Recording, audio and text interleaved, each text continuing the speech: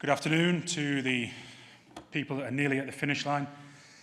Because this is the last of the presentations, I thought we'd better make it exciting, and I think we can all agree there's nothing more exciting than electronic charts.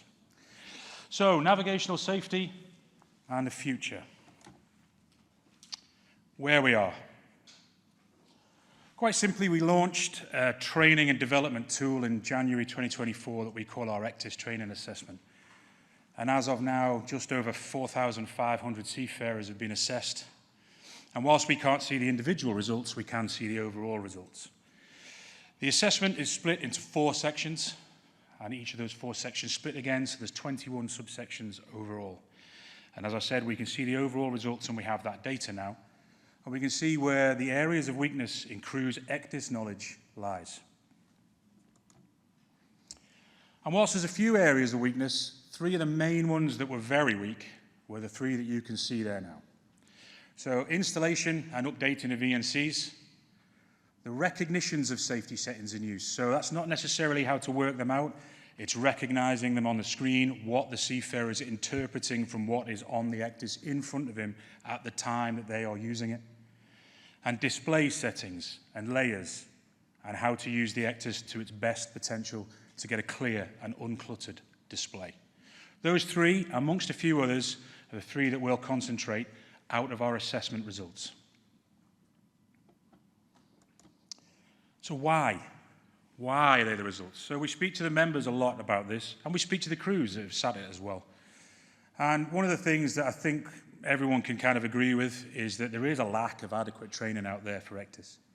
We have the IMO model course, but essentially nearly all seafarers now are still doing navigational training day by day on paper charts. They have bridge team management and bridge team resource management and their 5-day ECDIS course, and that is pretty much it. And then they go on the ship, and nearly every day they're confronted with the ECDIS after a 5-day course and a couple of bits and bobs here. There's a lack of refresher training in that. You kind of do it the once, and then you do your familiarization, and you're chucked in. That's it. You now know.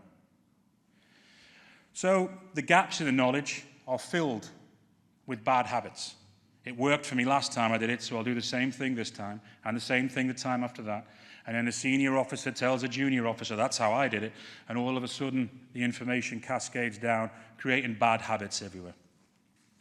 Repetition of use is an interesting one. So a lot of the members that have used the ECDIS training assessment have noticed things like the installation and updating of ENCs scores particularly poorly amongst the masters, which may come as no surprise considering they hardly ever do it. However, the second mates usually score a little bit better there. So it's a use it or lose it theory. If you're not doing it every day, then you're probably going to forget it because you've only done a 5-day course. And then, of course, some senior officers particularly a little bit shy to go to a second or third mate and say, I'm not so sure on how to do this, can you show me? So out of many reasons, they're the 5 that we see the most out of our membership. So as well as the ECDIS training assessment, of course, as a P&I club, we have claims data.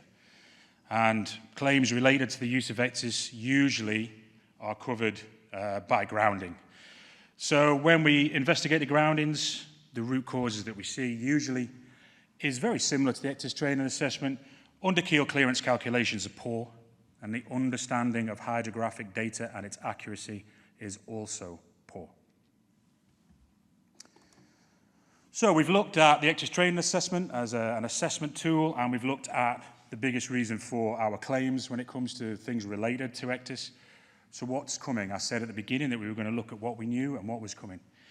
And as the picture may show you there, S100 is coming, which is going to be a big deal for a lot of owners, not just in the way it's used, but in the way it's rolled out as well. You can see there, that picture there is how S100 will look instead of having contour lines, your traditional contour lines that you had on paper charts that were simply transferred to S57 ENCs. Much different. They're calling it the S100 decade, and it's already been through IMO and ratified there. We are well on the way. Most hydrographic officers now have already started to produce S100 ENCs.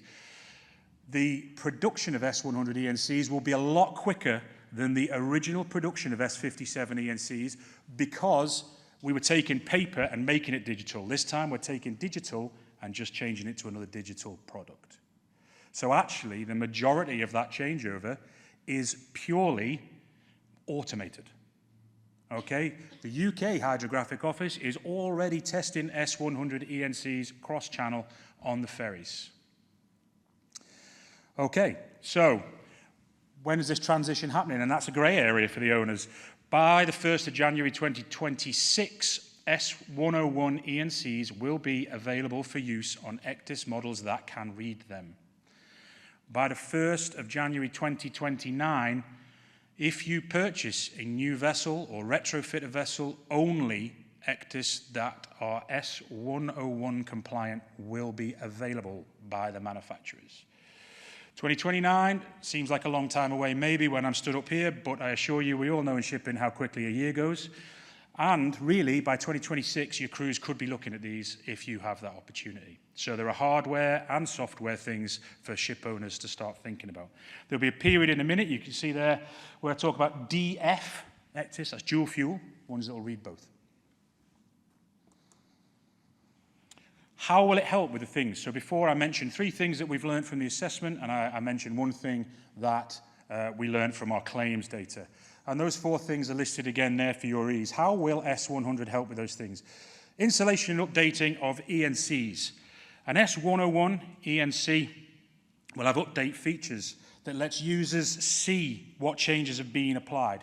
And of course, now back of bridge, the front of bridge is almost always automated. People like Navtor and Chartworld are actually pumping out these changes automatically. So they're going to make it easier for seafarers to know which data changes have been made to the cell they can see. Recognition of safety settings in use. You saw from the slide I had up earlier how different that was from your traditional paper chart. So how will that make things better? It'll make things more accessible, ports more accessible, so it'll have commercial benefit as well. If you work out your safety contour to be, for the sake of argument, 12 meters, and there is no 12-meter contour on an S57 chart, it will revert to, say, 20 meters, which wipes out a good 7 meters of navigable water everywhere. Because the data will be staged, you will be able to exactly work out where you can navigate to within your safety settings under the S101 and 102 data. Display settings. Simplified marks, it's a very low score as well in our assessment, is the recognition of simplified marks versus the old traditional chart symbols. Now, the simplified marks will be coloured, the lights will be coloured on them, there'll be actual proper symbols for those that are easily recognisable just because the starboard buoys will be green, which should open things up a little bit. And there's a cartographic feature that will allow text to be positioned in wherever the user likes it. So the name of a channel, for example, on the screen. Therefore, we can declutter the screen without losing information and make it easier for the end user to interpret what they're looking at. The real power, however, is in that last one. When you use the different S100 layer data layers, you can combine them. So, for example, the underkeel clearance calculations will be dynamic when you use an S101 chart with the bathymetric data, with the tidal current, with the tidal heights and the surface currents. You can get dynamic underkeel clearance directly to the user on the bridge. However, sounds very fancy and very forward-thinking, but we need to learn our lessons about the last time we rolled out ECDIS as well, because let's be clear, we're not getting rid of S57 because it's not safe. It's been a good product. It was a step up in safety at the time, but the way in which it was rolled out was not good for the seafarers. I was at sea, they came on, they nailed an ECDIS to the front of the chart, and they left. So what do we think we should be doing? Bring ECDIS into more navigational training. Don't rely on your bridge team resource management. Get it into your nav lessons at college all the time. Keep refreshing your knowledge to stop that knowledge fade and stop the bad habits. Training needs to be in place, and the IMO is discussing with STCW the changes to the IMO model course going ahead. 2026, though, we know they're not exactly usually that quick at things. So we are going to have to think of things by 2026 on the off chance that someone's going to actually use this. And that really means that the internal training for the ship owners may have to change, and certainly there will be huge changes in familiarisation. And imagine a fleet that has some S57 data and some S100 data. Seafarers are going to have to be familiar with both. The Maritime and Coast Guard Agency did a survey where even the seafarers asked for these things. They themselves asked for these things. They asked for more realistic training for the use of ECDIS, not just paper charts and then dump me on a ship for 4 months with an ECDIS to look at. They're asking for it themselves. Thank you very much.